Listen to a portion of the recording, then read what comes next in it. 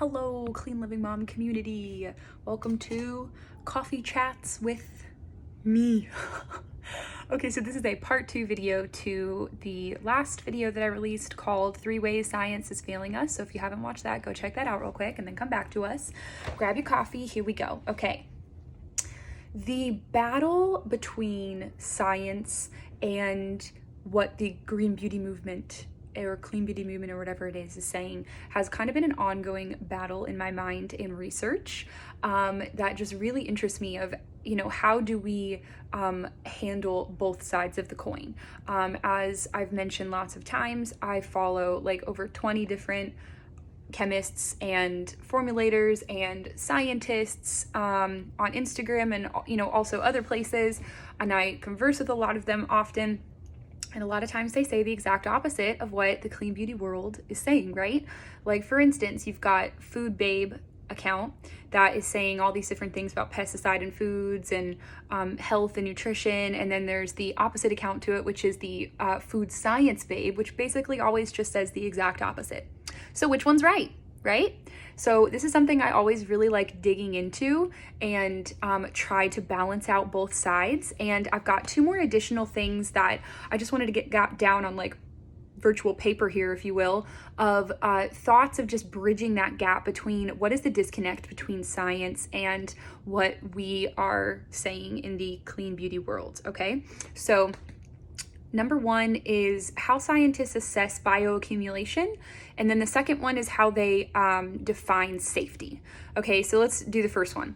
The definition or the way that scientists assess bioaccumulation. So accounts that I followed or different chemists that I talked to will say that bioaccumulation is being accounted for, that products when they're formulated are going to be, to the smallest amount. They're taking in consideration, like when they're using things like endocrine disrupting ingredients, like parabens, whatever, that the bioaccumulation of numerous products all combined together that you're using that all, that include endocrine disrupting products is being accounted for, okay? So I think that one of the disconnects here is that they're operating under the false, impression that everybody's body detoxes the same.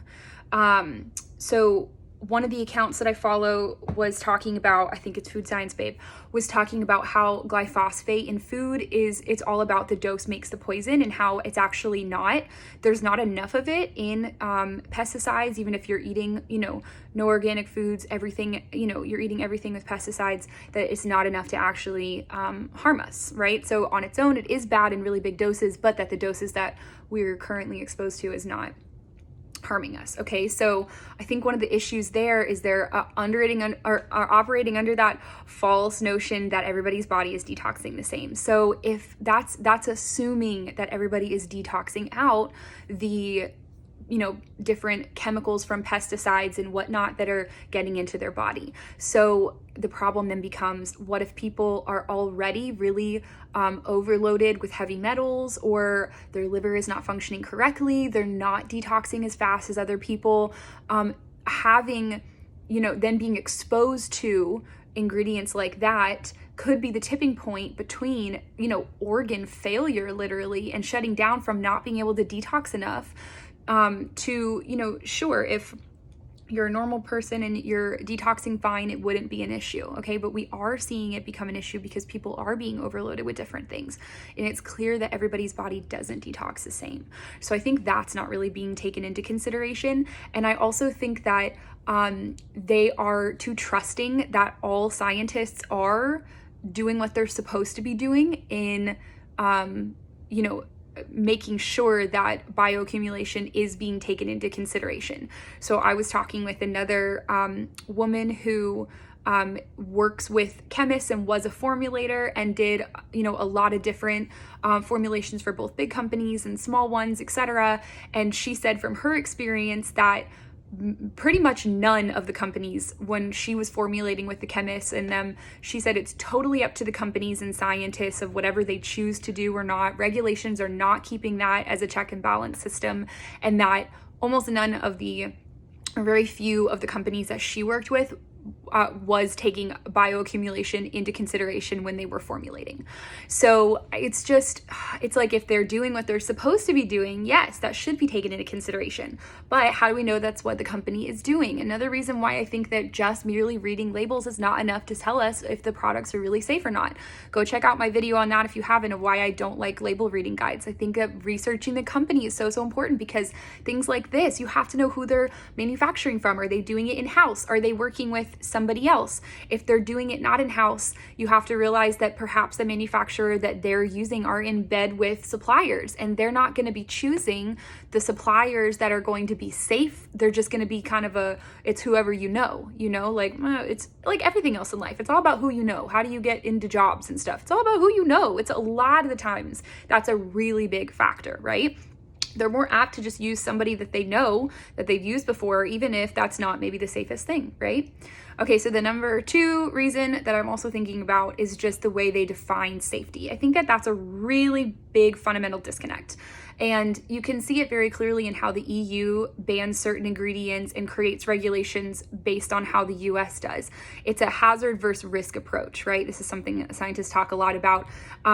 The hazard would be if it's 100% proven to be wrong, and risk would be if there's a potential for it to be bad. So the EU is going to ban based off that, if something is potentially bad. The US is going to ban only when something is 100% proven wrong. I also have another video on this on IGTV here, so go check that out, talking more about the differences in that. But one of the things that I mentioned in my last video of 3 ways science is failing us is that it takes so long for science to course correct, and especially when you are operating under the way the US is, of only banning things that are 100% definitely proven safe or proven not safe. The way to kind of get around a little bit of that taking so long to course correct is to do what the EU is doing, of banning if there's even a potential for it to not be good. So yes, you have to understand that not everything that the EU bans means that it is 100% bad. It just means that some of those things are just potentially bad. But it's a way to also, speed up the process a little bit of science catching up with what we already know, right? Or what we believe to be true if something is safe or not, is by doing it that way. Now, it's worth mentioning here that formulators are often formulating to the EU standards and not just the FDA standards, because typically companies want to be able to sell their products worldwide. And I think that is really important, because the EU, and it's a pretty undisputed fact, that the EU is much stricter in how they do things. So automatically, if companies want to sell, it doesn't make sense for them to create 2 different products, one for the US and one for other worldwide places. So it's going to make the most sense for them to formulate something to the strictest standards so that they can just sell that product all the way through and not have to change anything. So it is worth noting it's not all bad where, a lot of companies are at that higher standard anyway. Now, also another reason though why I'm a little bit more careful with smaller brands, because typically smaller brands are only going off the FDA guidelines and they're not selling worldwide yet because they're very small. And so you would think that the smaller brands would be the better ones, and in some cases they definitely can be, but it's something you have to look out for is, are they following all the guidelines that even exceed what the FDA is doing? Even though they're not selling worldwide yet, are they still going to those standards? Because the FDA has little to nothing when it has to do with this sort of thing. Okay, so there we go. If this is a topic that you are interested in or that you've been wrestling with, of science versus what the green beauty movement is saying and whatnot, comment below and tell me what you found, or maybe some questions that you have, because I would really love to chat with you about it. Okay, thank you for joining me. This has been fun. Okay, bye.